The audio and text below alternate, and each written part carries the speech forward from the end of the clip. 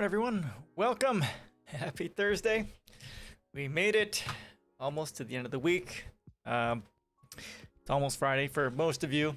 I did take vacation day today off, though. I had this assessment test to take for a potential job, and it was, well, quite a few hours to take, a whole bunch of tests, logic and language and stuff like that. Hey, give me a mind. How you doing, man? Welcome. Thanks for lurking. Hope your week is going okay. I like to think that the test went okay. They had a programming part. It's Friday already. Oh, good for you. Good for you. Yeah, it's Friday for me too. They had a programming part, but they had a part on. Okay, I can't talk about it. And yeah, there's parts of it I did well on, and parts of it I didn't do quite as well on. But I think I did pretty well overall. That was Wednesday. Oh, it's not Wednesday. No, it's Thursday. It's Thursday. Today is Thursday. No. Yeah, it was an assessment test I had to take. It had a little bit of programming in it, and there's some parts of programming that I don't normally do, and I did okay on, but the rest of it I think I did pretty good on. It was pretty interesting. Pretty interesting. Okay. Oh, and the next patch for Baldur's Gate 3 just came out. It's got a new area and a new class, the Sorcerer, and it's got a whole bunch of video and texture upgrades with lighting, a whole bunch of lighting upgrades. So that's pretty cool. Some UI upgrades, but it's a pretty huge patch. It's like 30 gigs of an update for the kind of the beta. So I'm looking forward to playing that, trying out the Sorcerer this weekend sometime, because that's and the new area is in the edge of where you could go from last time. Like, you go into the Underdark, which is the underground, and then take this boat somewhere, and then you couldn't go anywhere. So I'm assuming it's right back there where you could take the boat. It's a forge where you can make adamantine weapons. So, and you get to encounter more Durgar, I think. So it'll be cool. I have a busy weekend between trying to look for work and playing that. Trying to find that balance, which is going to be kind of hard, but I'm going to do it. Also, this last few weeks I've been eating just oatmeal for breakfast and then a smoothie basically for my lunch, and then a lunch or so, and then maybe a little bit something at night. And I think I've lost like 10 pounds or something like that. Just have to keep it up. Oatmeal and a smoothie, and then I'll be sitting pretty good. Yeah, it's okay. I mean, we've got a little bit too much garbage in the house, and if it's in here, I'm going to eat it. And I'm that's one of my weaknesses, right? I say, don't buy that stuff, don't bring it in here. If it's here, I'm gonna eat it, and I do. So I've had to buckle down, and I've had just oatmeal and then smoothies. My smoothies are water as a base plus kefir. Europeans might know what that is. It's kind of like yogurt, but it's more liquidy and a little more sour. It's that probiotic. So use that as my liquid base. And then I gained weight. I ordered too much pizza. I have a corner with all the packages. I branded it down when I was, oh my God. Yep, done that. Long time ago. Yeah, so water and kefir, and then I put in an organic whole food protein based supplement. I only use half a scoop of that. And then the wife has got fresh picked mushrooms diced up. I use that. And then I use a banana, frozen berries, and then some greens. So that's what I'm doing currently. I mean, for me, it doesn't like taste amazing, the smoothie, but I don't care about that. As long as it doesn't taste bad, as long as I don't have the psychological, I really don't want to eat this sort of a thing to it, then I'm fine with it. So yeah, that's what I'm doing. That's my smoothie. I have oatmeal, organic oatmeal in the morning, and smoothie, and that's most of it. So it's good. I'm losing weight. On my walk, actually, yesterday I did my best time on my walk, which was it's like 2.15 miles in under 30 minutes, just like 29 something. Yeah, so that was nice. I think that's pretty much it. That's all that's going on with me. All that's going on with me. I've been also been playing Humankind a bit too, and that it's just not been turning out right. I had like 2 or 3 games I've gone through, been a disaster, but the one previous to that, I had to quit it because the game was locked up. One of the factions was just locked up and couldn't do anything. So I finished the game.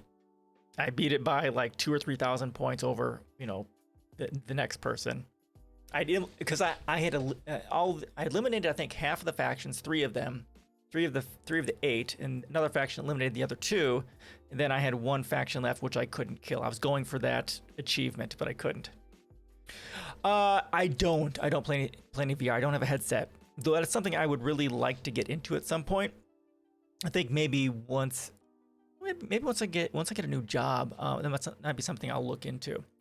Because we have a giant living room that we could do that in. I'm sure the daughter would enjoy that. Maybe the wife might enjoy that too. I don't know. She doesn't enjoy tech-based games, but maybe this is something she might get into. Someday I probably will. Is it? Yeah. One of my previous coworkers, because he left for a different job, he said he loved AR games. He loved the VR games, with Oculus Rift or whatever. Yeah. So yeah, at some point I will, because that is the next next step in gaming, because they have the Star Wars one with Darth Vader, don't they? Something like that. That one looks pretty cool. Yeah, it's about the only one that I'm actually aware of, because I don't follow the VR gaming things. Star Wars Squadrons. I can't play it because of my hands. Right? I wanted to so bad. All the Star Wars games I want to play, but my hands won't let me, so I can only play turn-based games, which is why I'm playing like Humankind, which is in the era of 4X games like Civilization. I have done that. Eventually, just the repetitiveness does get to my hands, so I haven't tried it at all. Maybe at some point later on, I'll if I can get my hands better. They're managed right now because of the what I'm doing, but they could definitely be better. Maybe someday. Maybe after I get cybernetic limb implants, I'll be able to do it without having to worry about it. Yeah, Squadrons looked amazing. I suck at all sorts of those games, all these first-person shooters. Like 9 years ago when I was playing MechWarrior Online, which I absolutely love, but I fucking suck at completely. I suck at all the games, all of them. But I enjoy sucking when I do. Yeah, MechWarrior Online. I miss it.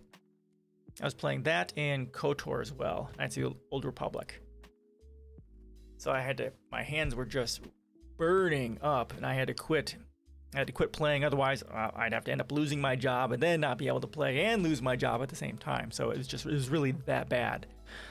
So I've had to do lots of changes since then to make sure that I can use the computer at all, have any future. So I have a vertical mouse, a left vertical mouse, an ergo keyboard, and then the braces, and most of that has helped me to manage it, with of course not playing first-person shooter twitchy games.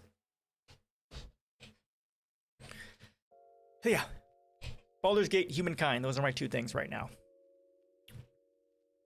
And Baldur's Gate just had a patch come out today, actually, which is pretty exciting. The Sorcerer's been let out, plus a whole bunch of graphics changes, lighting updates. It's going to be fun, and a new area. Super looking forward to that this weekend sometime. Yeah, that's what's going on for me. Does anyone have any plans for this weekend? Me, it's just job hunting. Oh, we're also working on opening up our yoga studio, so we're in the process of getting that done. I've ordered speakers we have a computer that we're using for Zoom to live stream the classes. So we're having to move that back into an area, and then we need new speakers for it so that the class can hear it, and then so the people on Zoom can hear it. I am hunting for a job. Yep, I found out my job is being. I work for a county government, and my job is being phased out at the beginning of the year due to budgetary constraints. So I am looking for the job. The current job, which I'm kind of hoping it's going to be a trainer job, training people to do stuff. It's not my first choice. My first choice would be something in programming, so I can get back to that, even though I haven't. And that was my first love, but I haven't really done much of that, especially on the job that I've been at for 17 years. I've had like 4, maybe 5 programming projects to do, mostly 2 in Java, 2 in ASP, server-side JavaScript, and that's pretty much it. I've done a little bit of PHP and JavaScript on my own, but that's pretty much it. And I have a writing business, but I don't hire freelance. Oh yeah, that's the issue. I would love to do writing. I don't have the experience for it. I did a bunch of studying on copywriting. I thought about getting into that, but I just don't have the experience for a job like that. And I need a full-time job, benefits, because I have a wife and daughter and all that sort of stuff. I've considered it. I'd really like to get what I really want to get into is a position with a radio station. Position with the radio station doing political analysis and stuff like that. Yeah, I got to do full time. I have to. It's just, because in fucking capitalism and all that sort of stuff. Because healthcare isn't universal. That's the big reason why I gotta have healthcare. It also gotta pay the bills too. Right now I'm working 22.5 hours a week. So I could do part-time if we had universal healthcare. That would be acceptable. But we don't because America sucks. Because America. As Trump uttered that phrase, we are a shithole country. Right? Yeah. Otherwise, I'd consider, doing a part-time a writing gig or a part-time, radio gig or something like that, just to break in. And if we had free education, I would go back to school for political science with a minor in broadcast journalism. Something like that. That is what I would do. But it's not. To dream a dream. We are in America where the American dream isn't possible. All right. There we go. So let's get started. Any other last comments before we get started? Questions, comments, thoughts? Yeah, 1 or 2 things. Actually, we got mostly tech today. Yeah, mostly tech, and then we'll get back into some more of the doomerism stuff, so you don't feel too off kilter by what I'm covering. Tech news, yay! Yeah, I don't do it that often, but I definitely have to because it's important. It's nice not having everything doomer, but having some future tech and some of that stuff going on. Although, gaming mind, be aware, one of these is on Tesla. So, actually, well, not SpaceX. So just prepare yourself for it. Just prepare yourself for it. It's coming. All right.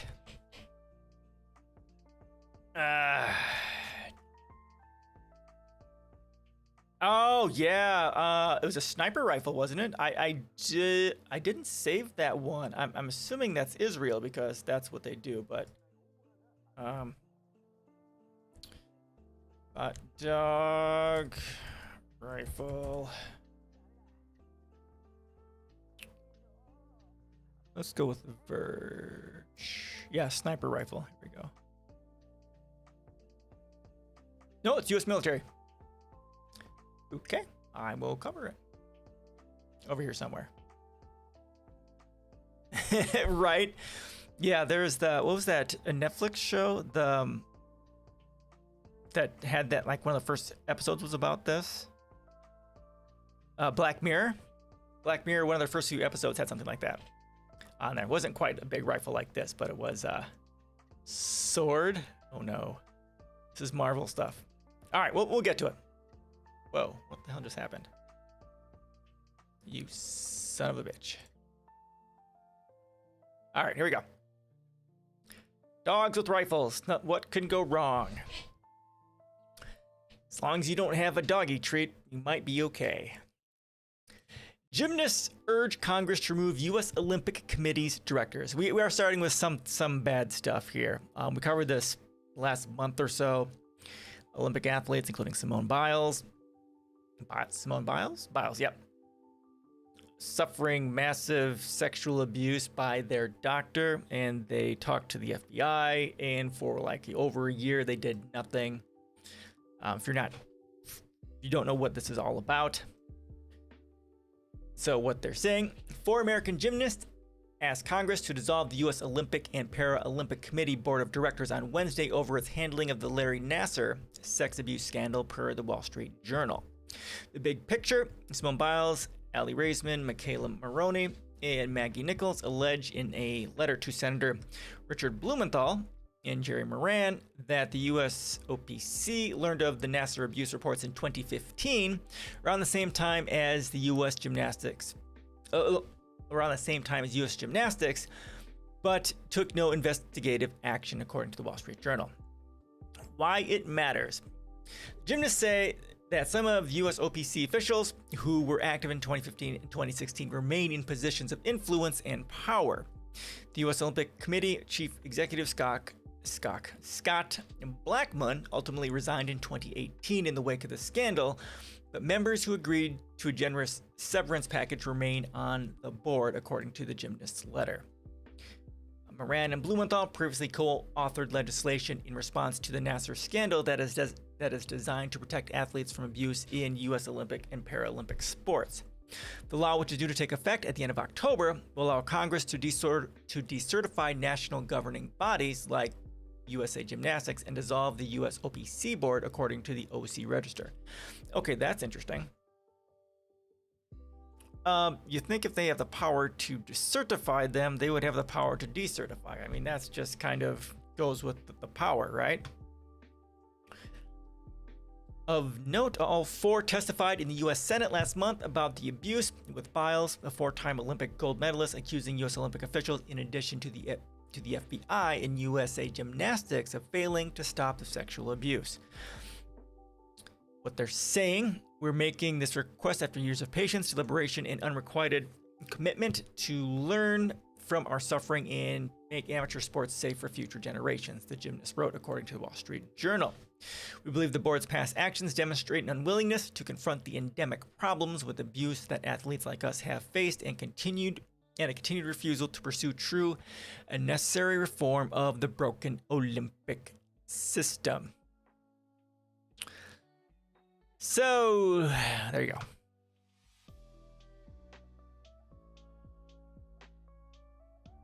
Positions of power bring out corruption and sociopathy. Ugh. All right, so there's that. Okay, here we go. Here's SpaceX. Here we go. Prepare yourself.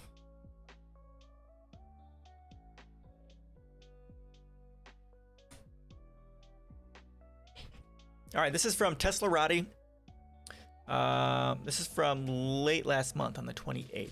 SpaceX to launch world's first geostationary propellant depot around the moon. Now, when you talk about actually going into space, this is one of those things that we can definitely work on doing to help make space travel much more available and easier to do, having stations where people can refuel. As part of a SpaceX Falcon 9 launch that will send a commercial moon lander on its way to Earth's nearest neighbor, rideshare organizer Spaceflight Inc. and Propellant Depot startup Orbit Fab have revealed plans for the first high Earth orbit propellant depot. Okay, so this isn't actually Tesla doing it, but it is, or it's not SpaceX who's actually creating it and putting it out there. They are just SpaceX is just the launch vehicle that shall put Orbit Fab's propellant depot into space. Okay. Not quite the same, but still pretty cool. Known as Tanker 002 and co-developed spacecraft, the co-developed spacecraft will technically be the first space propellant depot, essentially a gas station in space, to reach a geostationary orbit 36,000 kilometers, 22,300 miles above the Earth's surface, based around a variant of spaceflight's brand new Sherpa OTV space tug vehicles. Orbit Fab hasn't disclosed the planned capacity of its unique geo depot, but the public specifications of Sherpa suggest that the company will be able to deliver a few hundred kilograms, 300 to 800 pounds, of hydrazine accessible via several tiny docking ports. However, Tanker 002 isn't interesting solely for its unique position as a tanker in geo. However, spaceflight and Orbit Fab plan to get the small spacecraft into position will be a great feat of engineering and trajectory design of its own. Okay, the press release. Spaceflight intends to co-manifest Tanker 002 on Intuitive Machines IM-2 lunar lander, which is scheduled to launch no earlier than late 2002 or early 2022 or 2023 on a SpaceX Falcon 9 rocket. Spaceflight's Sherpa ES tug and Tanker 002 will first piggyback into orbit on the IM-2 lander, but will quickly part ways around 4 hours after liftoff.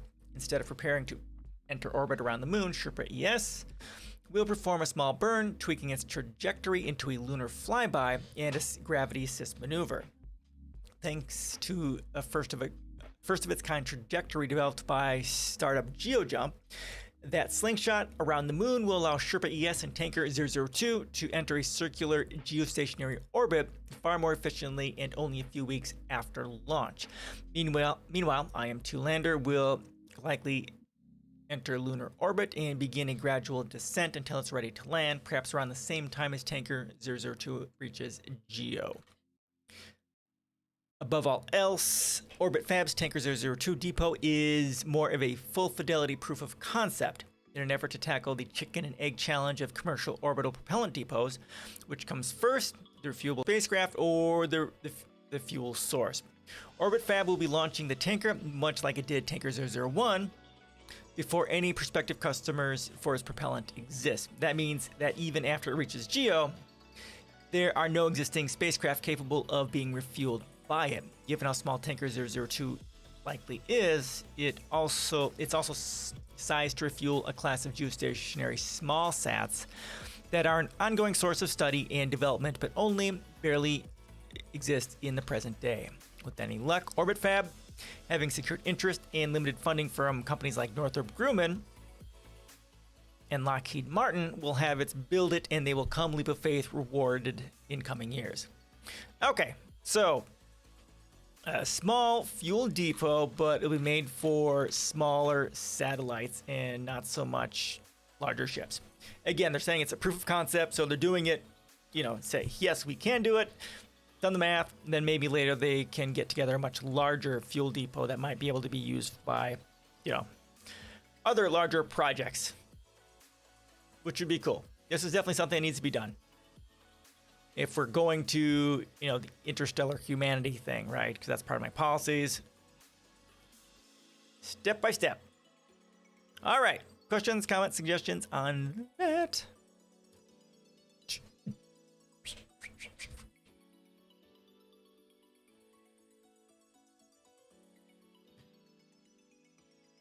There it is.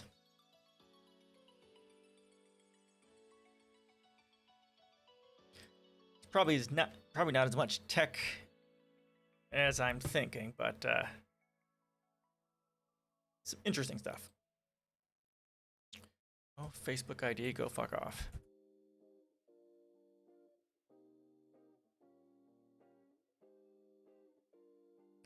All right. So this one here, Towering over the city, this Farmscraper will produce 270 tons of food from hydroponics on 51 stories. Now, when again I talk about vertical farming as what we need to be doing for farming, this is what I'm talking about.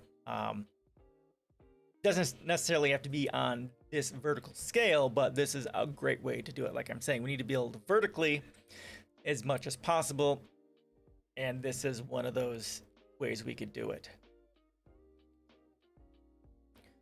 Combining a vertical farm and office space into a single 51-story concept out of Chinese mythology, an Italian architect is completing the Shenzhen skyline with a stunning Farmscraper. Of course, China. With a facade that features a vertical hydroponic farm extending the entire height of the building, the Jianmu Tower was designed for a leading Chinese supermarket to be a place where tenants can grow, sell, buy, or consume produce in the same place they work. Located in the South Chinese city of Shenzhen, the Turin-based Carlo Ratti Associati has unveiled plans to build a 650-foot, 218-meter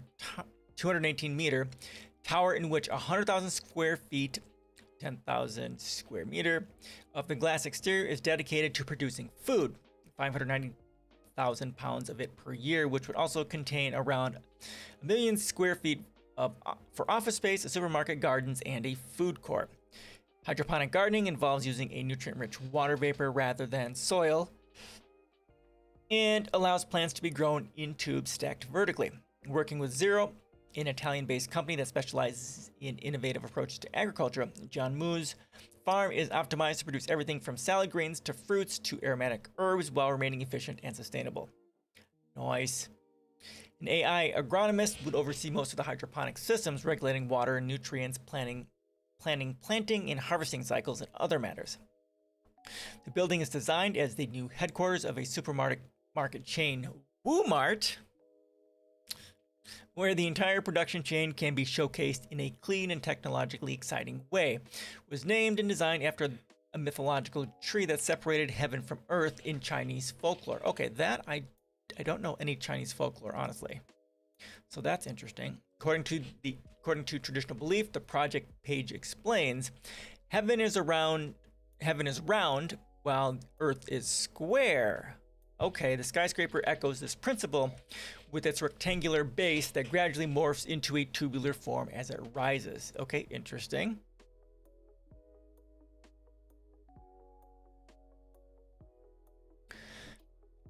The vertical hydroponic farm embraces the notion of zero food miles in the most comprehensive sense. Carlo Ratti told the zine, crops cultivated in the tower are sold and even eaten in the same location, which helps us conserve a great deal of energy in food distribution. Exactly right, and that's exactly why we need to do it. Have urban vertical agriculture. That's what we need to be doing on this sort of a scale. Like my town, well, we have 12,000 people. I don't know, 10 stories? I mean, we don't have any buildings that are 10 stories. The highest one here is 4, which is the government building. So maybe start with a 10-story one, and then that can produce a crap load of food for the entire community. The sun will help the crops grow, which in turn will shade the interior offices from the sun, reducing the air conditioning load, while the moist subtropical China air would aid in supplying moisture to the plants. Small-scale urban farming is happening in cities all over the world, from Paris to New York to Singapore. Jianmu Tower, however, takes it to the next level, writes Ratti, who is also a professor at MIT. Yeah, so here, now the way they're doing it wouldn't be able to necessarily be done all over the world, because they're taking significant advantage of the, like they're saying here, the quote subtropical weather there. And like here in Wisconsin, we don't have that. Obviously, it gets kind of cold here in the winter for like 9 months out of the year. So ours would have to be definitely a different form of this, more enclosed. Such approach has the potential to play a major role in the design of future cities, as it engages one of today's most pressing architectural challenges: how to integrate the natural world into building design. The concept revealed below is nothing short of utopian science fiction and deserves a watch. It's on Facebook, so we are not gonna watch it so I don't get a fucking strike out of it. But it's here in the thing. You can watch it if you like. There you go. So this is what I'm talking about here. Vertical agriculture, do it. Here's kind of what they think it's going to look like being thrust into the skyline.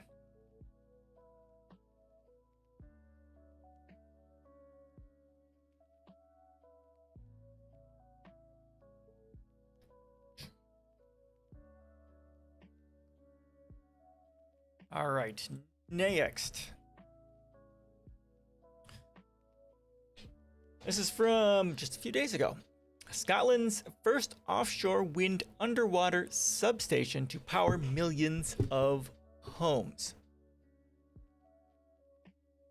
Okay, here's a, can I get this bigger without wrecking stuff? Okay, good, here we go. Yeah, so here, windmills, wind turbines, going to electrical.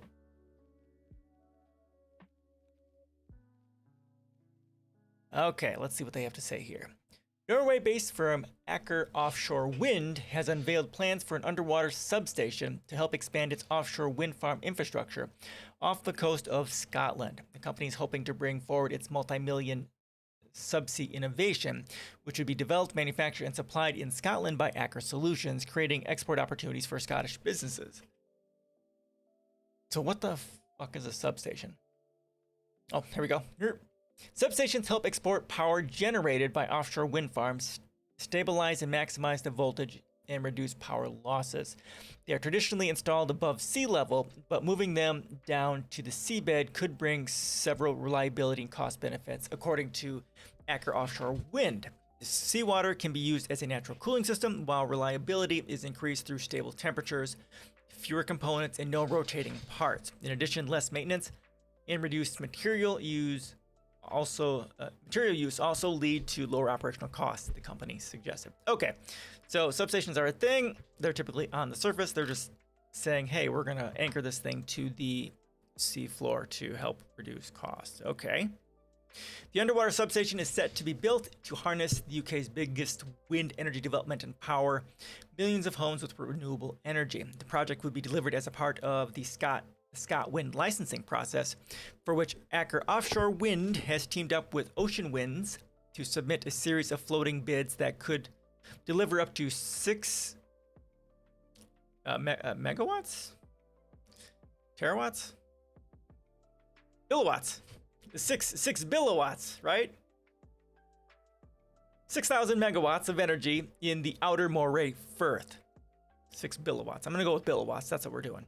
6 billiwatts. I'm going to trademark that. The ScotWind bids for floating offshore turbines allow green energy to be delivered at scale in deep waters and many miles off the coast. The joint bids from Aker Offshore Wind and Ocean Winds will also help Scotland's economy to transition to renewable energy. Aker Offshore Wind says around 80% of the world's wind resources are in the waters deeper than 60 meters and are unsuitable for fixed foundations. In taking offshore wind to deeper waters, Aker Offshore Wind is using its expertise to reduce costs of generating electricity in the harsh seas. Rough weather conditions of the UK... Expertise to reduce the cost of generating electricity in the harsh seas and rough weather conditions of the UK, contributing to net zero and security of supply. This technology would be supported by tens of millions of investment, and work would start next year, says Sean Lloyd Rees, Managing Director of Aker Offshore Wind UK. It's a proven technology that we are now using to ramp up the role of renewables in Scotland. Our vision is for the UK to become a global leader in floating offshore wind, contributing to our net zero mission with green energy at scale. Stop the offshore wind, do tidal and wave. We just have to get that technology more mature. That's primarily why that's not being done. Again, with the government throwing billions and billions, if the government would throw billions and billions into that technology, then we would be doing that instead. Through innovation, we have the opportunity to implement new technology in the ScotWind leasing round, making Scotland and the UK a global leader in subsea solutions for floating offshore wind and exporting the technology around the world. Okay, so there you go. So here we go. Subsea. I guess this is what they're talking about here. Doing it down here versus this.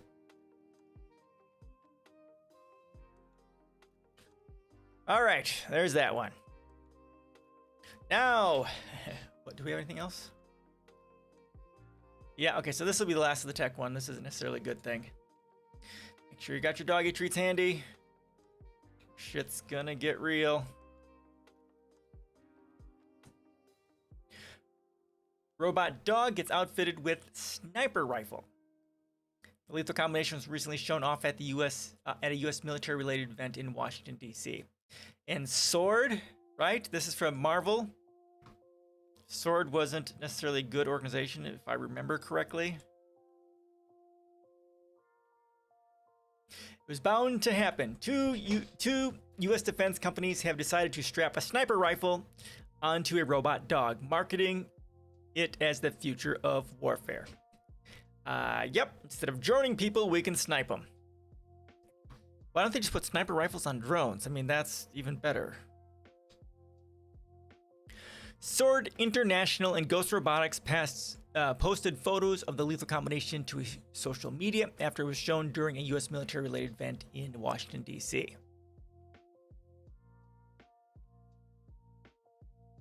Yay.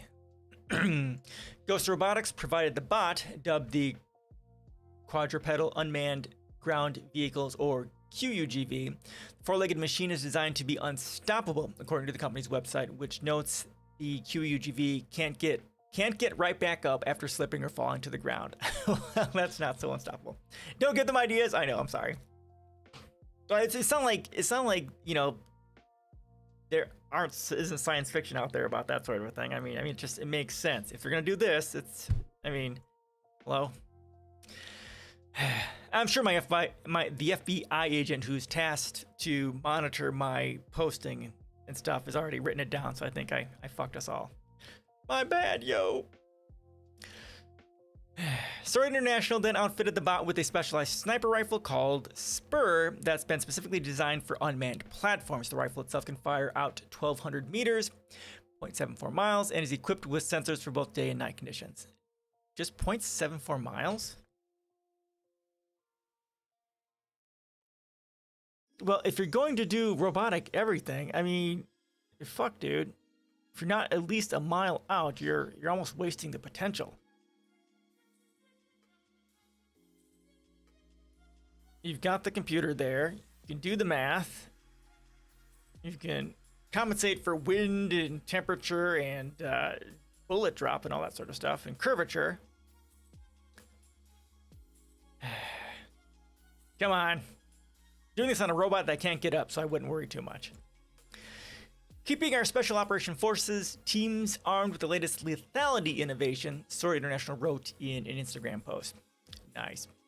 Still, the image has sparked concerns. The companies are paving the way for a dystopian robot nightmare. You want Skynet? Because that's how you get Skynet. Okay, that's probably better. Replied one internet user, referring to the AI overlord in the Terminator films that starts off as a military defense system, only to turn on its creators. Others fear corporations and governments will be able to use the weaponized bot as enforcers. We created a soulless piece of hardware for brutal population suppression when the billionaires finally fear for the ill-gotten gains, one internet user on Twitter wrote. Yeah, that's pretty much it. Now, fortunately, Boston Dynamics didn't work with them on this because their stuff is just out of this world. But it seems for now, the robot has to function with the help of a human operator. According to Sword, the robot's main advantage is how a human soldier can remotely control and fire the sniper rifle from a distance, keeping the soldier out of harm's way. It's unclear if or when the sniper rifle carrying Robot Dog will ever take the field. The two companies didn't immediately respond to a request for comment, but Ghost Robotics' website says it's been partnering with companies across the U.S. defense industry. So it may only be a matter of time before the weaponized Robot Dog enters service. Yay. More fucking technology to kill more people. That's just fucking awesome. Fucking yay. If only we could use that same amount of innovation to, I don't know, healing people, preventing climate change instead of murdering each other. I know that's fucking stupid to even think. If only we could apply our innovation and creativity towards livingry instead of weaponry, as Buckminster Fuller had kind of noted. Yeah, as long as there's profit in murdering people for fun and profit, this is the way it's going to be. Again, it's why my policies, all these organizations have to be shifted to nonprofit. All right. This isn't really a tech one here. Actually, now we're getting into environmental stuff here. So we're going to get into plenty of doomer stuff here. So don't feel like we're in the wrong channel today. Hidden magma pools under volcanoes may pose alarming eruption threats. A recent study of Iceland's Krafla volcanic caldera system suggests hidden magma pools may be lurking under many of the world's volcanic systems. Okay. The study analyzed magma collected from a 2009 incident in which geothermal drillers encountered magma that geophysical surveys failed to detect. Currently, the magma imaging technology can't accurately detect magma pools under a certain size.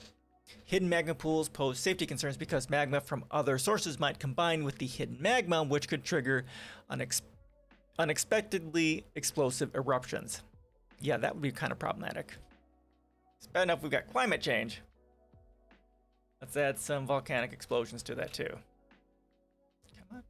There we go.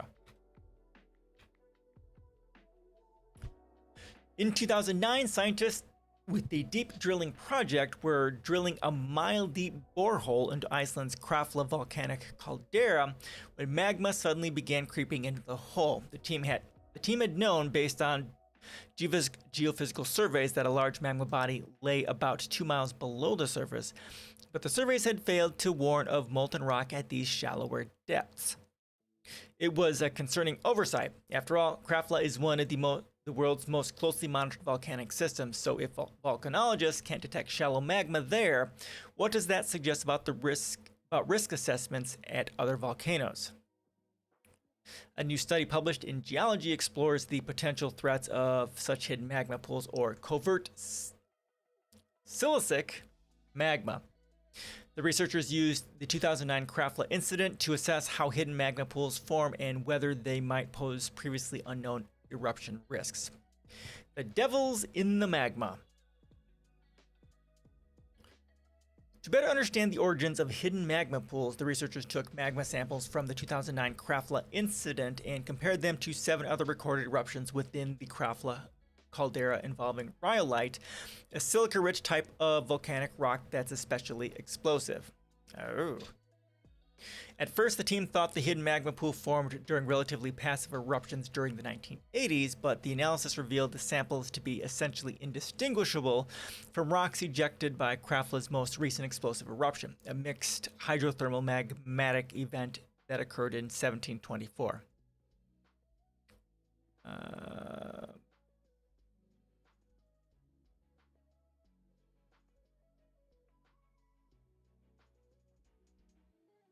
This doesn't mean a whole lot to me, but it's a map. Okay, here we go. Okay, so here's the rhyolite, the yellow here. Andesite, subglacial. I don't understand any of these terms. Mafic lava, historic. Okay, I need to do some more reading on hydrothermal magmatic events, I guess. Okay, so if you know more about it than I do, there's a map. Still, the researchers couldn't determine exactly how the magma pool formed or has behaved since then, nor could they determine the size of the pool. That's mostly because modern magma detecting instruments such as seismic tomography can't accurately identify magma pools smaller than about 1 cubic kilometer. Okay, that's pretty big. So a kilometer is about 0.8 of a mile. So what?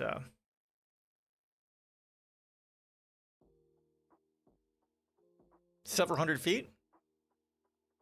Several hundred feet by several hundred feet or something like that? How could these relatively small magma pools pose major threats? One reason centers on composition. For example, the drillers involved in the Krafla incident struck rhyolitic magma, which is more explosive than basalt, the type of magma that dominates the Krafla caldera. As basalt ascends toward the surface, it could potentially combine with and mobilize the rhyolitic magma, causing a violent eruption that offers little warning, the researchers wrote. So the concern in this case would be that you have a shallow rhyolitic magma that you don't know about, so it hasn't been considered in hazardous planning. Study author Shane Ruyakers said in a press release published by the Geological Society of America. If it's hit by new magma moving up, you might have a much more explosive eruption than you were anticipating. To better understand and forecast such eruptions, the researchers called for improving magma detection strategies, such as using extremely dense geophone arrays, which use sound waves to monitor the Earth for seismic events. If magma detection technology improves, scientists might someday be able to install sensors around previously hidden magma pools, which could provide warnings of upcoming eruptions. But for now, volcanologists still have much to learn about the hidden magma pools and their prevalence around the globe. Okay, interesting. Again, this is in a lot of places this won't matter, but this is more in places where they have volcanoes that are active, and specifically in this case they were digging for geothermal sort of stuff. And again, I'm very much pro geothermal, but like they're talking about here, depending where you are, you do have to be careful because, volcanoes don't fuck around. You don't want to anger a volcano. All right.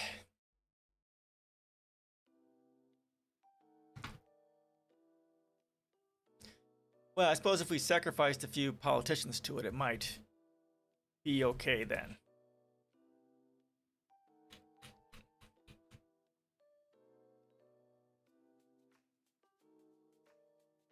Okay, you're just... Oh my God. This is not a fluid design. That's just annoying. Okay, now we're getting into the proper Doomer stuff. This is from 2019, so this is a little bit old. But...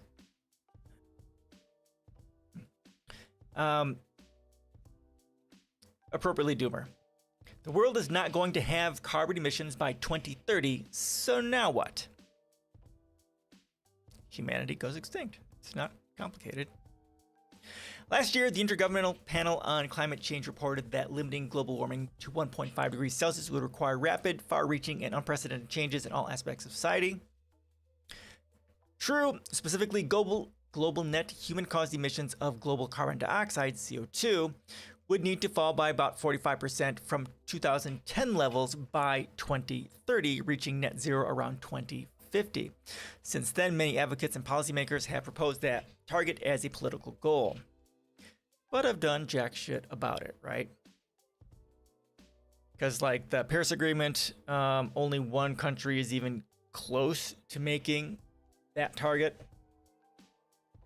Here I'll show you the simple mathematics of what achieving the 2030 target entails. The evidence shows clearly that the world is far from being on a path that will come anywhere close to that goal. That's not an opinion, it's just math.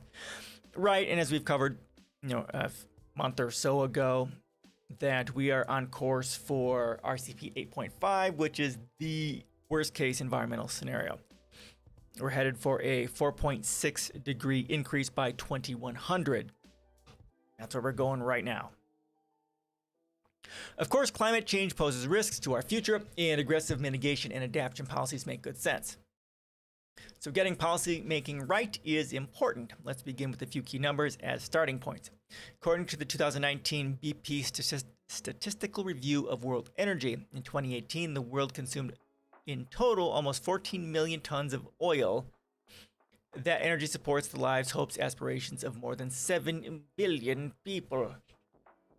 Like wealth, energy consumption is deeply unequal around the world, and many who do not have access to a full range of energy products and services are working hard to secure that access, and they're doing it through fossil fuels. From 2008 to 2018, according to BP, consumption grew at about 2.2% per year and ranged from a drop of 1.4% in 2009 to an increase of 4.9% in 2004. In the analysis below, I use an assumed 2.2 growth per year to 2030. Yeah, again, when I talk about my environmental policies, right, and this is a key issue that second and third world countries, emerging markets, are running through the fossil fuel phase, using the same pattern that the United States did to get to a world power, and that's exactly what we need to prevent them from doing. And how do we do that? Again, like I say, my policies, we need to be donating, like for the United States specifically, right, and much of Europe, Central and South America, India, Africa, the places where colonialism and U.S. and European imperialism has happened horrifically.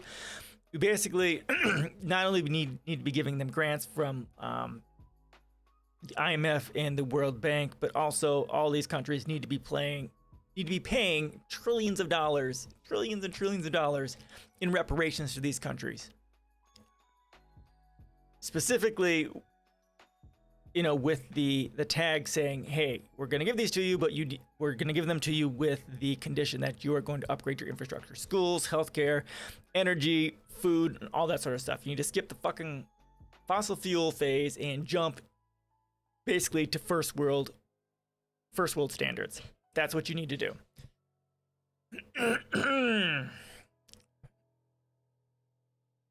Here I focus on carbon dioxide from the consumption of fossil fuels, coal, natural gas, and oil, and ignore emissions from the use of land.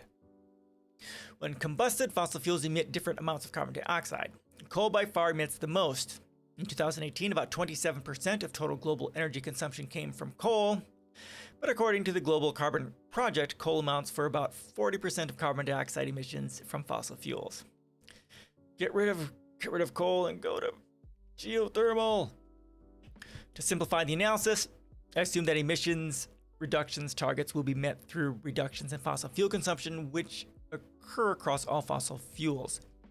That allows us to equate a reduction in fossil fuel consumption with a reduction in carbon dioxide emissions. It also keeps us from misinterpreting a reduction in emissions from a switch from coal to natural gas. Yeah, and some are doing that. Sure, it might be less dirty, but it's not carbon neutral. It's not carbon negative. It still gives out greenhouse gases. If the ultimate goal is net zero carbon dioxide, then eventually all energy consumption will have to be carbon free, meaning that carbon dioxide emitted natural gas will have to be also eliminated. That's exactly right.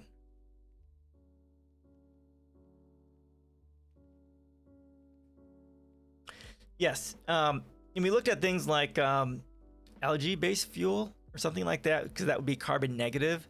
But yeah, that unfortunately they don't have something like that to scale at this point. I'll also ignore the possibility of technologies of negative emissions, which would allow the continued use of fossil fuels. The main reason for ignoring such technologies is that they don't presently exist at scale and don't appear to be just over the horizon. Right, exactly. And again, the danger of carbon negative energy sources is that once we get that, like he's kind of alluding to, is that get some sort of carbon negative technology, then people are gonna be like, oh, okay, so we can still use fossil fuels. And no, we fucking shouldn't. Because we got some sort of carbon negative technology doesn't mean we should still be trying to kill ourselves in the quickest possible way. Okay, with these starting points in place, let's now take a look at the IPCC target for 2030. 45% reduction in emissions from 2010 implies an allowance of about 5,950 megatons of fossil fuel consumption for 2030 and a reduction of about 5,800 megatons from 2018. If consumption grows by 2.2% per year to 2030, that means the world would consume 4,200 megatons more in 2030 than in 2018. So the grand total of new carbon-free consumption by 2030 needed to hit the 45% reduction is about 10,000 megatons. Wow.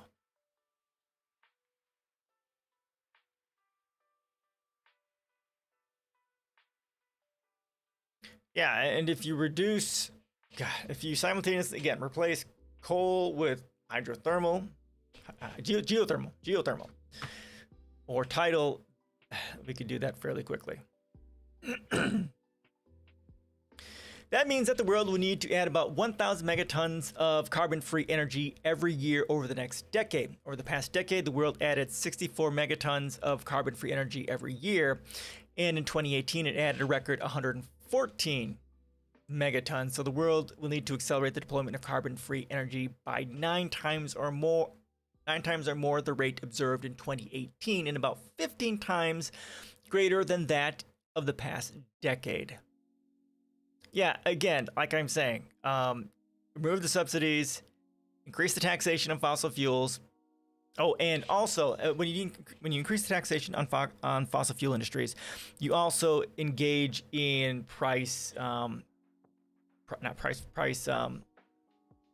what's that phrase? You're keeping the government. My God, keeping the government keeps the prices within a certain range. Oh my God. Price management. Oh, what's the word?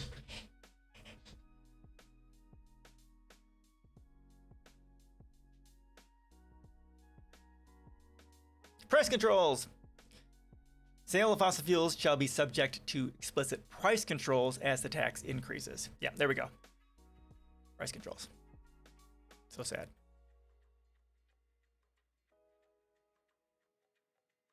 There we go. Yep. So increase taxes and enact price controls on fossil fuels. The deployment of new carbon-emitting energy would obviously have to cease immediately. Over the past decade, fossil fuel consumption has increased annually by an average of 150 megatons. Last year's record of 114 megatons of carbon-free energy was dwarfed by an increase of fossil fuels of more than 275 megatons. It is accurate to say that the world's growing supply of carbon-free energy is additive and not replacing fossil fuels. Yeah, and do I have this article here somewhere? Fucking Biden said that the IPCC report was no reason to cut. I don't have it.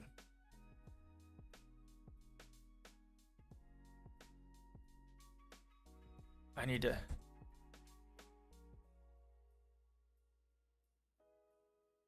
There we go. We'll cover this next because this is sufficiently enraging. There we go. Discussions of climate policy often center on the deployment of carbon-free energy supply, but rarely discussed is the corresponding requirement for the decommissioning of fossil fuel energy. As I have urged in a previous column, the magnitude of net zero by 2050 challenge is equivalent to the deployment of a new nuclear plant every day for the next 30 years.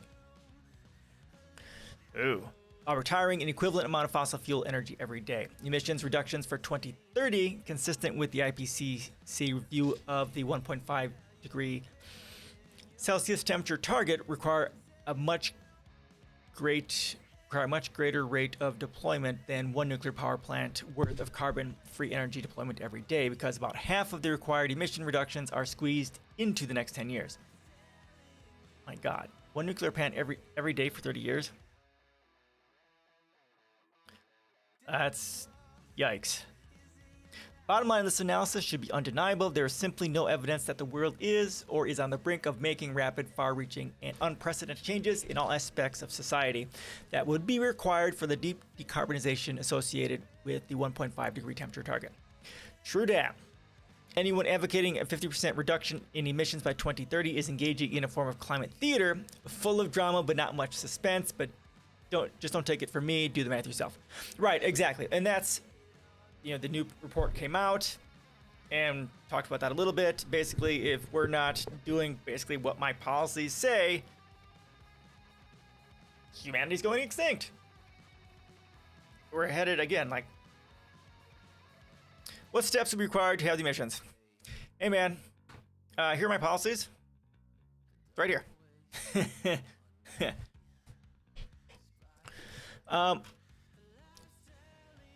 Yep.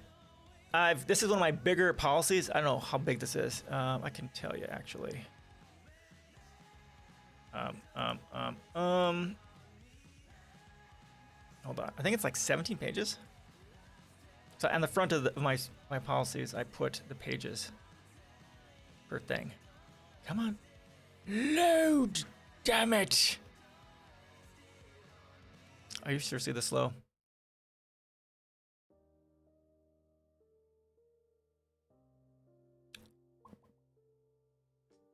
No, it's 35 pages. Holy crap. Ultimately, what it's going to come down to is I say we give fossil fuel industries 1 year to create a 5-year plan to completely shift to sustainable energy. And if they don't, not just to shift to sustainable energy, but also to remediate all of the damage that they have done throughout the entire history of their business operation, including subsidiaries and buyouts and that sort of stuff. Or people go to jail and then the government takes over. And create a job retraining plan to work in sustainable and other related industries and to be classified as a public utility. The municipalization of energy is a large part of the problem. So you do that, you say, hey, you're gonna fucking do it or go to jail. And then you start, you end like the next article we're gonna go over. We'll talk about this a little bit. We have to end all, I say that in my policies here too. We need to end all of the permits for all of the fossil fuels right now. If they're not fully built, then permits canceled. And then yeah, you work on shifting over all of the fossil fuel stuff over to sustainable energy. Like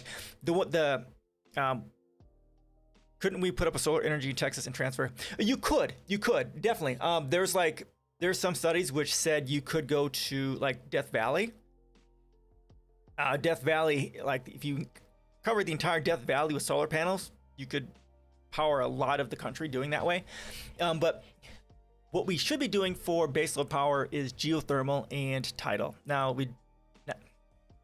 tidal isn't as advanced as it necessarily needs to be, but if the government threw billions of dollars at it, we could get it where it needs to be. And then again, the issue with wind and solar is its intermittency, right? Yeah, I cover that here, right? Baseload power, geothermal.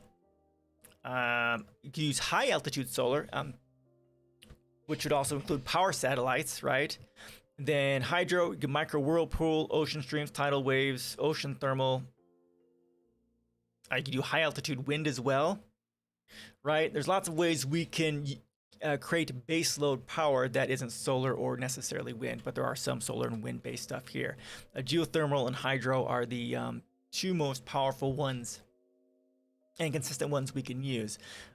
Outside maybe power satellites, although power satellites are, my only concern about power satellites is basically it's just a huge solar farm in space and then use microwaves to send that energy down to the Earth.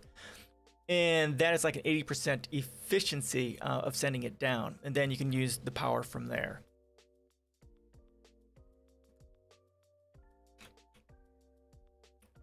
And then, yeah, that's the core of my concept around how we get there.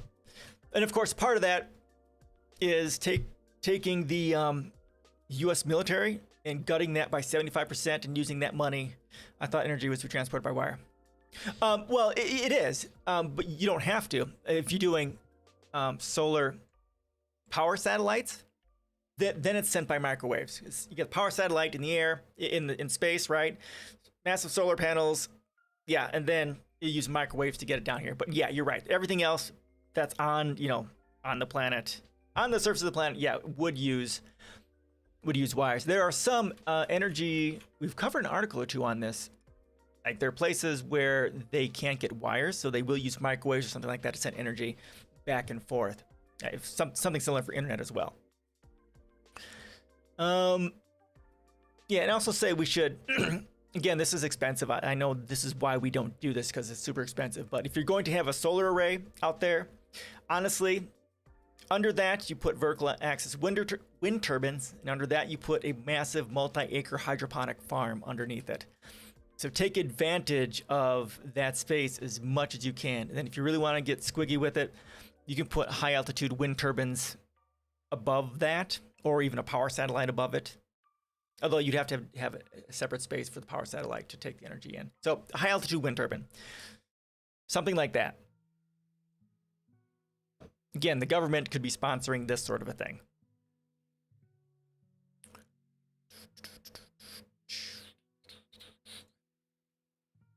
All right, any more questions on the shifting to sustainable energy? There's plenty there to read. It's one of my larger policies because there's so much to it. Lydius, how you doing? Good to see you. Asking to put science stuff in Texas. Well, actually, no. Well, they are socially, right? But they are one of the places where they have a very large burgeoning solar and wind farms down there. It's actually quite surprising. Republicans down there in Texas are saying, hey, solar and wind is what we need to do. So socially, of course, they're bass backwards, but at least for some of the sustainable energy, there is a movement there within Republicans that are looking to do sustainable energy. We've watched a video or two on that. It's been probably last year when we watched it, but yeah, it's a thing. Surprisingly enough, even though right they don't winterize their fucking their wind turbines, and they're not connected to the grid and all that stuff. That is highly localized, mind you. That the solar and the wind jump is a very much a municipal thing. It's not statewide, obviously, because durr.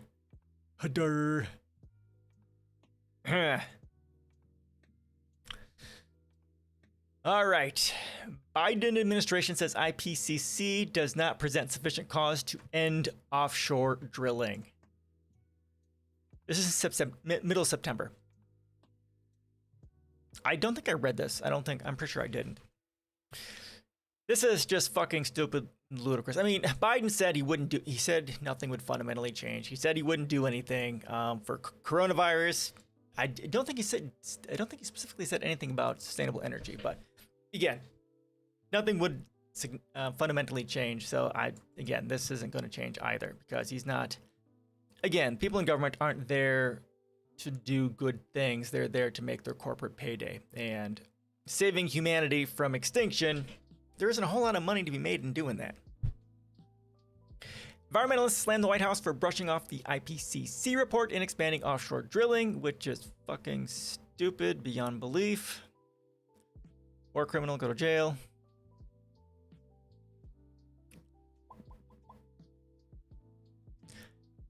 President Joe Biden has been touring climate-ravaged areas of America, warning that climate change is a code-red emergency for the planet, but not willing to fucking do anything about it. You fucking... Again, Democrats will talk the talk, but they won't do jack shit about it, because that's their thing. And yet his administration has continued to boost fossil fuel projects and is now preparing to vastly expand offshore drilling. Exactly. They say one thing, they're basically Republicans, but they hashtag BLM and so on and so forth. The White House argues that a court order it opposes and is appealing requires federal officials to lease more than 78 million acres of the Gulf of Mexico for fossil fuel exploration. Environmental groups, however, assert that federal law gives the administration broad discretion over whether or not to hold such sales. Right, you can just fucking say no, you jackwagon.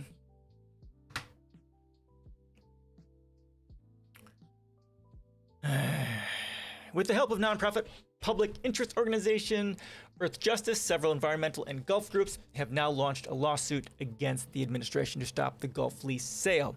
The complaint urges that the environmental analysis behind the lease sale is based on outdated and arbitrary science in violation of federal law. Oh, Lydius, also, if you didn't know, Baldur's Gate just released a massive patch. They're adding the Sorcerer, and they're adding a whole new area, which is in the Underdark. Kind of when you get to the maximum area of the Underdark on the boat, there's going to be the Grim Forge or something there. And they did a complete revamp on a bunch of the lighting in the game and a bunch of the colors and stuff like that. Just so you know. We've been very patient with his administration, says Hallie Templeton, Deputy Legal Director for Friends of the Earth, one of the environmental groups involved in the litigation. The honeymoon's over. It's now September. They've been in office for 8 months. It's time for them to show that they have priorities and are meaningfully going to move in the right direction. They do have priorities. It's just not about us. It's about their corporate paycheck. Undercutting the message. As Biden last week sounded the climate alarm during a tour of East Coast locales slammed by Hurricane Ida, his own administration was undercutting the message, moving forward with fossil fuel lease sale in the Gulf of Mexico that began under Donald Trump's presidency. Of course, again, Biden has stopped some of the stuff that he could of Donald Trump, but definitely not all of it because, you know, Republican light. Announcement of the lease sale for more drilling arrived on the heels of a sobering new report from the IPCC, which warned of catastrophic weather-related consequences should the world's powers not radically decarbonize. The report pinned the blame for the crisis squarely on human activities such as fossil fuel extraction. The UN's World Meteorological Organization also recently released a study indicating that weather-related natural disasters have increased fivefold in the last 4 decades. Yeah, exactly. And again, I talk about it here all the time, right? We're headed for the worst possible case scenario, RCP 8.5, which is a 4.6 degree increase by 2100. All right, you guys know I say it enough, and I've gone over the articles. We're fucked. Again, as I say, if the United States is not on the vanguard of the war on climate change, humanity is doomed. We are the richest, most powerful country in the world, and if we would leverage our economics and our political power and everything, we could literally, you know, be the spear in the war against climate change. But if the United States doesn't do it, if the United States is not leading, we're essentially fucked. Because the United States is basically the largest polluter in the world. If you take into account the U.S. military and the coups and all the environmental and infrastructure damage and all that sort of stuff. I mean, the amount of war and violence that we inflict upon the world destroys infrastructure, destroys people's lives, and destroys the climate and the environment. At a press conference this week, Biden once again acknowledged the cost of climate change, calling for America to get real about the problem. Well, listen, you fuckerhead. You said it, and I'll fucking do something about it. Fucking hypocrites. Extreme weather cost America last year $99 billion, he said, and it's going to break the record this year. It's going to be well over $100 billion. Of course it is. Like I said in my policies, we need to start doing the evaluation of how the extreme weather is going to affect us and start fixing our cities to deal with it, or more preferably, build brand new cities from the ground up, sustainable, built for specific populations, sustainable energy, sustainable food supply through vertical farming and environmental resistant, and then move, build one of these brand new, smart, sustainable cities near an existing city and move people in it. And then go and recycle the old city. Of course, you set it up for mass transportation and that sort of a thing too. Billions of dollars at stake. Back in January, a week after taking office, Biden issued an executive order pausing new oil and and natural gas leases on public lands or in offshore waters, pending completion of a comprehensive review and reconsideration of federal oil and gas permitting and leasing practices. As part of his order, the Secretary of Interior Department was directed to review existing permits for fossil fuel extraction. Ugh. Not long after the order, the administration announced it was canceling the planned lease sales of 78.2 million acres in the Gulf of Mexico before the bidding process was set to begin in March. Okay, yep, he did some of that. The administration also canceled the public comment period that was set up to lead up to the lease sale of 1 million acres in Alaska's Cook Inlet. Later, the Interior Department also canceled lease sales on public lands in Colorado, Montana, Nevada, New Mexico, Utah, and Wyoming. Okay, good. The order was an effort to make good on a forceful campaign promise Biden had made to end drilling on federal land, which is responsible for about a quarter of U.S. carbon emissions. Oh, wow.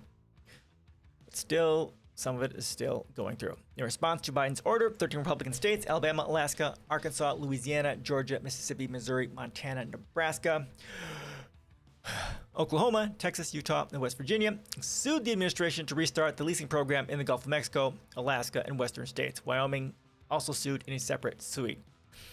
How many of these are, 13 Republican states. I was going to say, how many of these are Republican states? Okay, yeah, they're all Republican states, of course. Naturally, darling, naturally. Of course. Of fucking course. The state attorneys generally involved in the suit were all members of the fossil fuel funded Republican attorneys generals. Okay, I thought this was a part of the title because it's like, what? Okay. The fossil fuel funded Republican Attorneys General Association. Alabama Attorney General Steve Marshall is the association's policy chairman. In June, a Trump-appointed federal judge in Louisiana, Terry Doughty, granted the 13 states a nationwide preliminary injunction against Biden's moratorium directing the leasing program to be resumed. Doughty ordered that the administration was specifically barred from implementing the pause with regards to the lease sales in the Gulf and Alaska. Millions and possibly billions of dollars are at stake, Doughty wrote. Oh, you fucking right-wing fucknut. Again, this is about money and it's not about law, right? It's not about human civilization surviving. It's about the Benjamins. Following the ruling, the Republican states involved in the lawsuit filed a motion to hold the Interior Department in contempt for refusing to follow the order. The motion sought to compel the department to hold the Gulf of Mexico lease sale. In response, the administration filed notice it was appealing the judge's order, as well as a defined brief challenging the Republican states' motions on the grounds that the court order did not compel Interior to take actions specified by plaintiffs, let alone on the urgent timeline specified in plaintiff's contempt motion.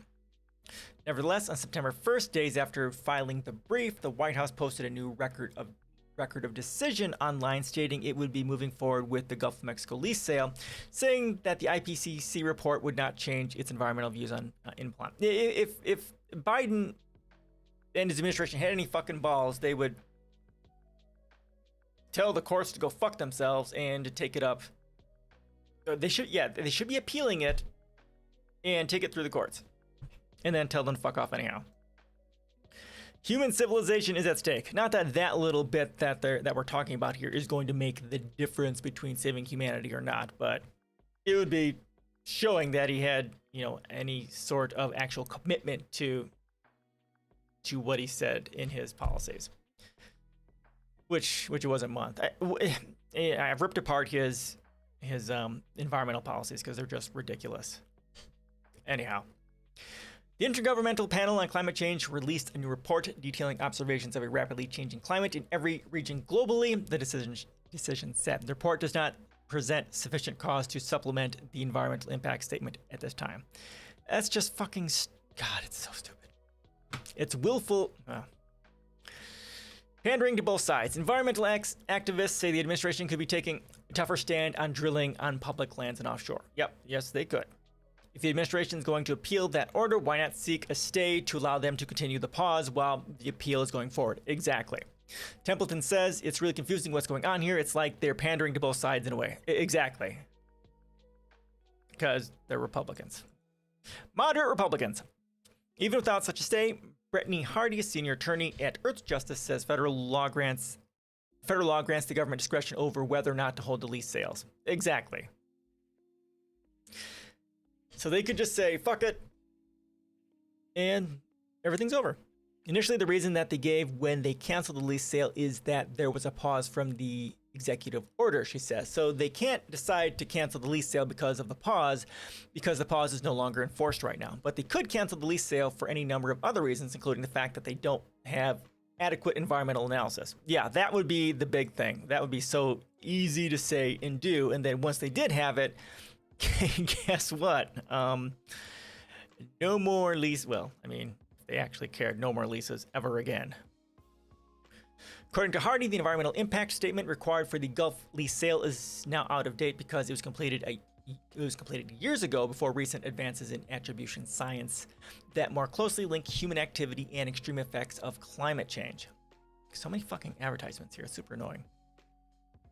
Templeton says the administration's decision that the dire new IPCC report does not present sufficient cause to conduct a new environmental analysis does not make sense.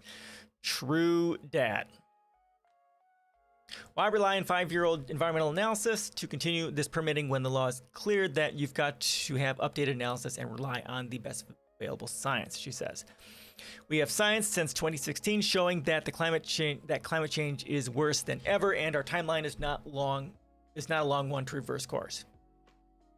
There you go. So there's Biden hypocrisy. Voting for human extinction. It's a thing. All right. So, yeah, I guess we're going to get plenty of doomerism in today. Any questions, comments, suggestions on that bullshit?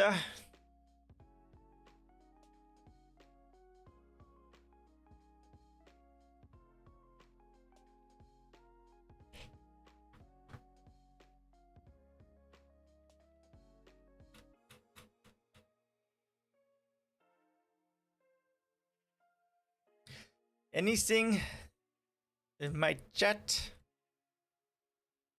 Nope. Get back here.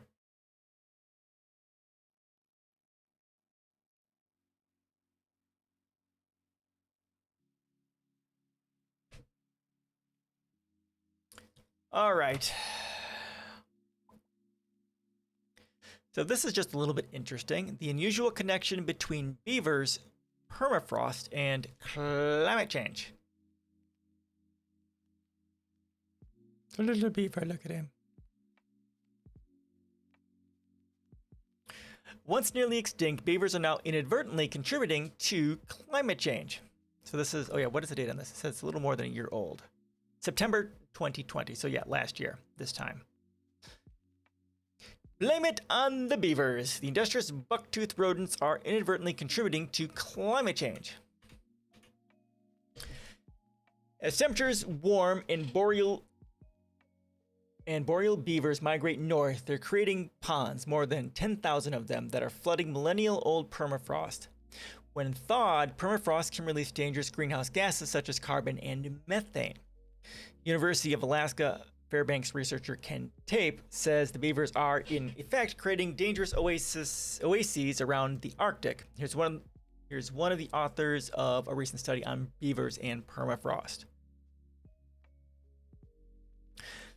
Again, this is one of those kind of negative internalities that happens as a result of climate change, because the environment changes and therefore everything starts migrating north. Again, like we're going to get malaria up here in the southern United States, right?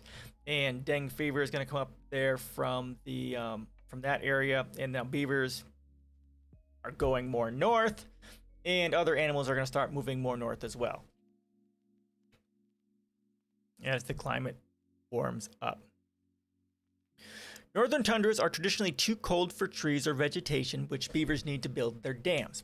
Over the last 20 to 50 years, satellite imagery has shown beavers moving from the boreal forest to build ponds in the Arctic tundra, Tape says. Until recently, we haven't had beavers in the Arctic tundra, he says. Thanks to climate change warming in the region, beavers can now access the supplies they need to eat and build in the tundra. Beavers build ponds along creeks and streams to escape from predators and transport wood to build their dams, he says. The influx of beavers building ponds is starting to thaw the permafrost, land that's been frozen for at least 2 years, but often hundreds of thousands of years under the ground. Using their famous teeth, beavers are chewing down shrubs as well as using moss, sedges, and mud to build dams and form ponds in the tundra. Beavers are known to completely alter landscapes and create miniature wetlands, he says. Scientists observed the number of beaver dams increase from 2 to 98 from 2002 to 2019. 5 new dams per year. Evolutionists taught beavers to be almost perfect hydrologic engineers, he says. They know where to put their dams, they are very efficient, and they're incredibly industrious. These furry engineers swim back and forth all night to work on their dams, as people who have camped near beaver lodges or ponds know, Tape says. When beavers decide to build a pond in a place where humans don't want them, he says it's an uphill battle to work against them. Permafrost makes the beavers moving up into the tundra a global concern. When beavers flood the tundra to make ponds, the water transfers heat to the ground and starts thawing the permafrost, releasing the greenhouse gases stored inside, he says. I don't like, he says all the time. Beyond permafrost, beavers transform the whole ecosystem, warming the water, increasing biodiversity, and impacting fish. Beavers are really creating these focal points, or oases, on the landscape for boreal species to gain a foothold in the Arctic, Tape says. Oh my god. Quit saying it! Scientists are still figuring out how many ponds beavers are building and where they're located. With the number of ponds in Alaska growing every year, similar trends are popping up in Canada and in Eurasia. Researchers need to find out how quickly beavers are colonizing the tundra and what impacts could unfold from the coming decades. Climate change is melting ice and making shrubs grow taller in the tundra, but there's also another factor at play. Beavers are still rebounding from overtrapping during the 19th and early 20th centuries that depleted the species' population. I don't think anyone wants to go out and shoot and trap a bunch of beavers, and I don't see fur coming back into vogue anytime soon. So what to do going forward, I think, is a difficult question. Look at the beavers. Munch, munch, munch, munch, munch, munch, munch, munch.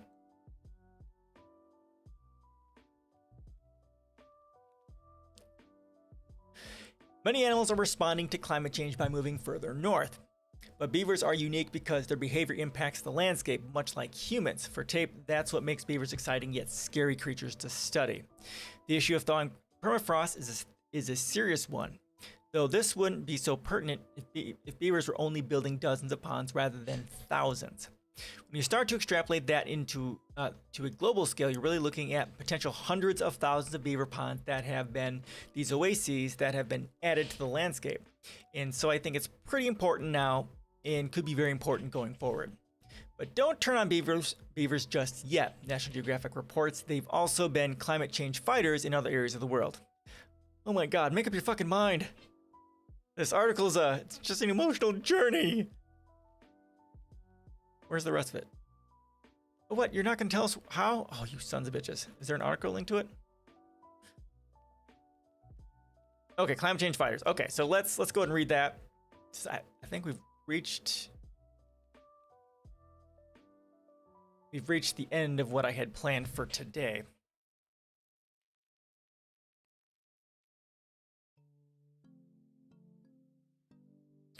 Okay, the beaver in Grand Teton National Park is helping mitigate the effects of climate change just by doing its thing, says a new book, Eager, that celebrates the return of beavers to many environments. Beavers, once nearly extinct, could help fight climate change. Beaver ponds and rivers and streams wet all year and compensating for less snowpack and glacial melt. We just need to stay out of their way. Make up your fucking minds, people. Oh, fuck off. So we're not going to have images, but that's okay. So what is it? We stay out of their way or what? The English language is replete with idioms about beavers, like beaver away, never heard of that, or busy as a beaver, all signifying hard work in industry. In his new book, Eager, Ben Goldfarb takes us inside the amazing world of nature's premier construction engineer, which can create dams as long as half a mile and shows us why The restoration of an animal almost driven to extinction is producing wide-ranging positive effects on our landscapes, ecology, and even our economy. Yeah, wolves are another one of those too. Specifically, there was a significant impact when wolves were returned to Yellowstone. When National Geographic caught up with Goldfarb by phone in New York, he explained how beavers are playing a crucial role in the American West, how a beaver named Jose set up home on the previously poisonous Bronx River, and why the only way to tell a beaver's sex is to sniff its butt. Okay. Kind of personal. You call beavers ecological and hydrological Swiss Army knives, and one of our most triumphant wildlife success stories. Elaborate on those statements and showcase some of the economic and even medical benefits of beaver restoration. Classic beaver behavior, which every third grader can identify, is building dams. By doing this, they create ponds and wetlands that turn out to be important for many reasons. The first is biodiversity, biodiverse habitat, providing places to live for fish and wildlife. In the American West, where things are pretty dry, wetlands cover just 2% of the total land area, but support about 80% of the biodiversity. Any creature capable of creating wetlands becomes immensely important. Imagine being a frog that breeds in a pond, a juvenile salmon that grows up in one, or a duck that nests near one. The number of species that depend on these beaver habitats is virtually limitless. Beavers provide all kinds of great services for us humans too. Beaver ponds filter out pollution, store water for use by farms and ranches, slow down floods, and act as fire breaks or reduce erosion. One study in Utah found that restoring beavers to a single river basin produced tens of millions of dollars in economic benefits each year. In North America, when the first white traders and trappers arrived, there were as many as 400 million beavers. By 1900, there were perhaps 100,000. Wow. For 3 centuries, they were trapped for their pelts. Their furs made great hats. Then in the early 1900s, we woke up and realized that incessantly trapping these animals was not sustainable, and that these were important creatures, which we need back in our landscapes. The recovery of beavers proves that conservation works. Your birthday is very soon, and I can't wait. Well, what do you have anything planned? Impatience? Well, no. Meditation, yoga. That would be a way to deal with it, I suppose. Maybe when you start having the thought of being impatient, take your hand out and slap it. Get that negative psychological burst when you're being impatient. I'm super patient, so I don't have that problem necessarily for many things. So yeah, yoga, meditation, and slapping your hand. That's what I got. Or you can also do something like whenever you start being impatient about your birthday, try the yoga. Yoga is awesome. It is one of the most powerful, transformative physical practices you can do. It's my wife and I own a yoga studio, so I'm a little biased here. Yoga's amazing. Do yoga. There's lots of different types of yoga too, depending on what you're looking for. Everything from power yoga to like restorative, which is just laying down and just really relaxing into the poses. Yoga's your friend. Do it. You're very welcome. Gendrick Bender. Neat name. Sounds like a D&D name, actually. Dungeons and Dragons, or role-playing game name. It's pretty cool. Oh, what are your knees? Yeah, I have knee problems too. It's, well, depending on your knee, you might be okay with it. You can kind of talk to one of the yoga teachers and see what they think about it. It might be, you can barely walk. It might be good for you. Still, there's like DDP yoga. Oh, DDP yoga. Yeah, I've done this, and this is one of the most amazing things I've ever done. DDP yoga, Arthur. Yeah, talk to. Here you go. There's this guy. He's a military vet. He could barely walk.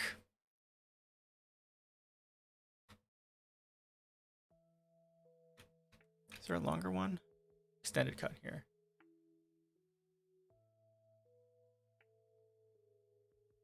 I'll go and throw this here for you. Yeah, talk to an instructor and talk to your doctor as well too, and see what they think as well, depending on your situation. Yoga could be amazing, or maybe something you may have to be very careful with, or you may have to find other things to do. You could start with possibly chair yoga. Might be the way to start. I'm not sure. Yeah, talk to an instructor, talk to your doctor, and hopefully you can find something that will work for you. Yoga won't work. Meditation or Tai Chi. That might be another thing to do.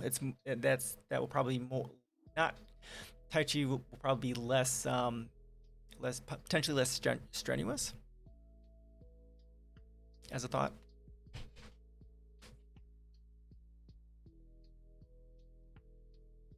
Yeah, you can do meditation, Tai Chi, Qigong, yoga. Meditation.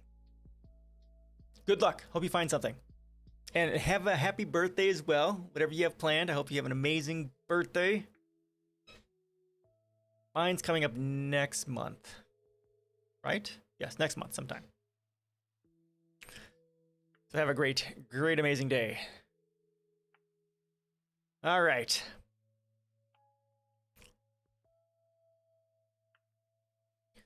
One of the most ambitious beaver restoration projects is taking place in the Metho Valley, Washington State. Describe what they are attempting. The Metho Valley is in central Washington on the east side of the Cascade Range. It's a pretty dry place with lots of wildfires. Snowpack and glacial melt from the Cascades is also declining, so water is critical. It's one of the country's largest apple and hop growing regions, a critical agricultural breadbasket in the middle of Washington State. Inevitably, there are lots of beaver conflicts. Usually the knee-jerk reaction is to trap them out, but the Metho Project traps the beavers and relocates them to headwater streams on public lands high up in the mountains, thus getting them off private land. By building dams and creating ponds, they keep rivers and streams in central Washington wet throughout the entire year, so beavers function as a climate adaptation strategy, compensating for the loss of snowpack and glacial melt. On the Puget Sound, beavers are also being reintroduced to enhance salmon stocks. How does this work? That's a cool project. If you're a baby salmon, you don't want to live in the main channel. You're going to get blown downriver. You're looking for some nice slow water habitat like a pool or backwater where you can get out of the current and find food without using too much energy. By slowing waters down, beavers create that fantastic salmon habitat. This is important for Native American tribes in the Pacific Northwest who have historically been dependent on salmon. Salmon runs all over America have declined as a result of dams, overfishing, and habitat loss. By reintroducing beavers to recreate salmon habitat, tribes like the Tulalip can restore some of the fish they depend on and that are integral to their culture. You did some pretty messy hands-on research for your book. Tell us about your experiences sniffing beaver butts. Oh, that just sounds amazing. He laughs. In the Metho Beaver Project, they like to find compatible pairs of beavers to relocate as a family. That way, they'll settle down and start building dams like you want them to. Oftentimes, if you catch a beaver by itself, that beaver is going to wander around looking for a mate and probably get eaten by a bear or cougar. The Metho Project tries to create compatible beaver pairs, a bit like a beaver dating service. But beavers make it difficult to differentiate the sexes. Male beavers don't have external genitalia, which makes sense. If you're an animal that spends its life swimming around log jams, you don't want any dangling bits that can get snagged. And unless you're the female it's lactating, you can't reliably tell which sex she is. The only way to differentiate the sexes is to use your fingers to push out the anal gland on the beaver's underside to squeeze out a little dollop of the secretion they use to mark their territory and sniff it. Ugh. If it smells like motor oil, it's male. If it smells like cheese, it's female. Okay. I got to smell two beavers, but I could not reliably tell them apart. The folks at the Metho Project can though. And they use this method to make compatible beaver matches. Okay, that's just not a job I want to do. You meet a colorful cast of characters along the way. Tell us about Heidi Perryman and her organization Worth a Dam. Heidi is a fascinating person, a child psychologist who didn't know much about beavers until 2007, when beavers showed up in downtown Martinez, California, where she lives. It's in the Bay Area, the former home of John Muir, and when beavers showed up there, the response of the city was to kill them because landowners downtown were worried they were going to cause flood damages. There's no evidence supporting this, but the reflexive reaction was to get rid of them. Heidi spent a lot of time going to the streams of Alhambra Creek where the beavers lived. She filmed them and organized a campaign to save them. In doing so, she became one of the most knowledgeable beaver advocates in the country. She now organizes an annual beaver festival in downtown Martinez. As a result of her campaigning, the city has let beavers live with many generations of offspring, and now Martinez is regarded as a leader in beaver coexistence. A lot of the foremost beaver authorities are self-taught people like Heidi. I met former real estate agents and physicians working on beaver issues, all kinds of people who aren't trained biologists but come into contact with these amazing animals and get transfixed. There's a group called the Beaver Believers, an informal designation that beaver lovers give themselves. You don't have to be a wildlife biologist to be a beaver believer. You just have to be a person who spends time with these animals and experiences their power to transform landscapes. They must have the space stone. Another charismatic character is Dave Rosgen, aka the Restoration Cowboy. Introduce us to him and his work. He's probably the most famous stream restoration practitioner in the country. He wears a big hat and belt buckle and is a swaggering guy who leads workshops around the country, attended by thousands of restoration professionals. In some quarters, he is a controversial figure, though, because he sometimes uses heavy-handed methods like bulldozers to recontour streams. Oh, okay. Everybody in the stream restoration community respects what he's done, but there are some stream restoration practitioners who think of beavers as an alternative to Rosgen's techniques. Instead of using heavy machinery, you can put in lighter, much cheaper artificial beaver dams by pounding a few logs into a stream, which induces the beavers to come and take over. Oh, okay, that's interesting. It's kind of like a scaffolding. Add scaffolding and then add beavers. Boom, you've got a dam. Rosgen is also a beaver fan and in his own way imitates them through the use of heavy machinery. There's this continuum of approaches when it comes to stream restoration, but beavers are increasingly at the forefront of restoring degraded streams in the American West. Britain is also experimenting with beaver restoration. Tell us about your journey to the Highlands and the Scottish beaver trial. Beavers were completely wiped out in Britain by the late 1700s, but in the last few years there have been a number of reintroduction efforts taking beavers from Germany and Norway and relocating them to England and Scotland. Some of these efforts, like the Scottish beaver trial, are officially authorized by the government. Some are a little more rogue. I went to England in the course of my reporting and saw both the official releases as well as the unofficial reintroductions, and the picture is really bright. In Scotland, there's still a fair amount of beaver resistance among farmers, but the Scottish government has acknowledged that they are a native species and is moving to protect them, and they are gradually becoming a more integral part of the landscape again. That's important in Britain because it's a rainy place with lots of flooding issues. There is some great research on reintroduced beaver colonies in Devon, southwest England, showing that their ponds and wetlands are fantastic when it comes to mitigating flood damage. As floods race downstream, the water gets stored in the ponds and dispersed outward to the surrounding wetlands. This research from Exeter in Devon has shown that beavers swallow up 30% of the water during your typical big rain event.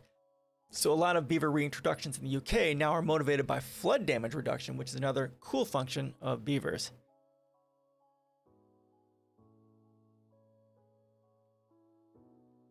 Okay, how much more is there to this?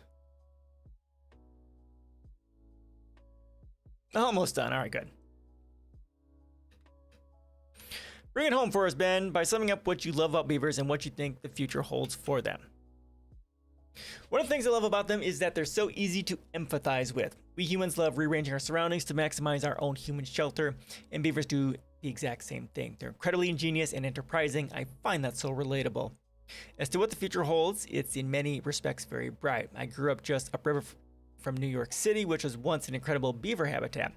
Even Times Square used to be this beaver-filled swamp. But by the early 1900s, beavers had been completely wiped out by trappers, pollution, and development. Then in 2006, a beaver returned to the Bronx River, which had been incapable of supporting any life. It was named Jose in honor of Congressman Jose Serrano, the local politician who catalyzed the restoration of the Bronx River. Since then, beavers have been coming down to the Bronx, and that's a hopeful thing for a lot of people. It shows that we're capable of remedying some of our most serious environmental mistakes. On my travels, I saw beavers in wilderness areas like Yellowstone, but I also saw lots of beavers in places like downtown Martinez, California. I even visited a colony of beavers next to a Walmart parking lot in Utah. Oh, wow.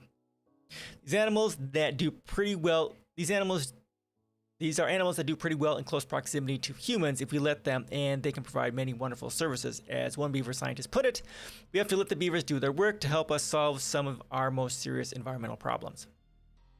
Okay, so this was edited for length and clarity, and that was still long.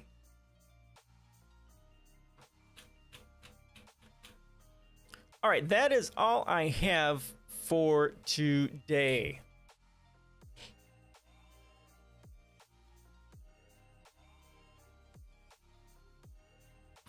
Any questions, comments, or suggestions? I think I'll end a little bit early so I get my post-stream stuff taken care of.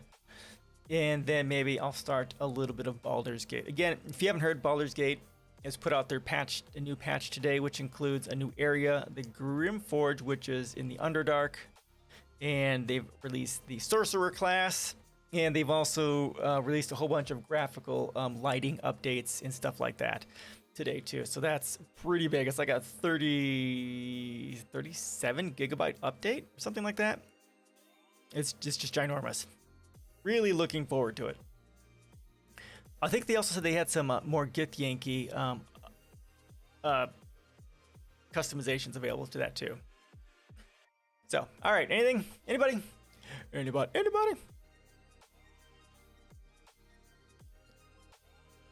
Well, I stream on Tuesdays, Thursdays, and Saturdays. Tuesdays and Thursdays at 5 p.m. and Saturdays at 3 p.m. So if you guys want to follow me in other places, in Twitch, you can see my links down in the About section on Twitch, my blog, my policy site, I think Facebook, Twitter, Reddit, Discord, all the places that you want to follow me. And also, if you want to support me, my Patreon is there as well. And yeah.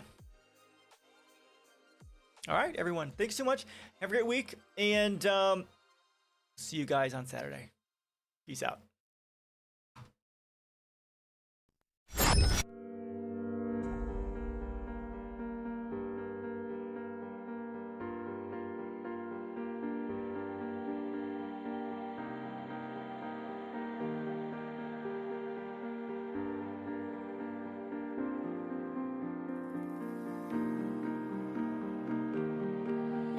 Just me and you, let's make up all the rules. Count to 10 and watch the stars turn blue. Watch the stars.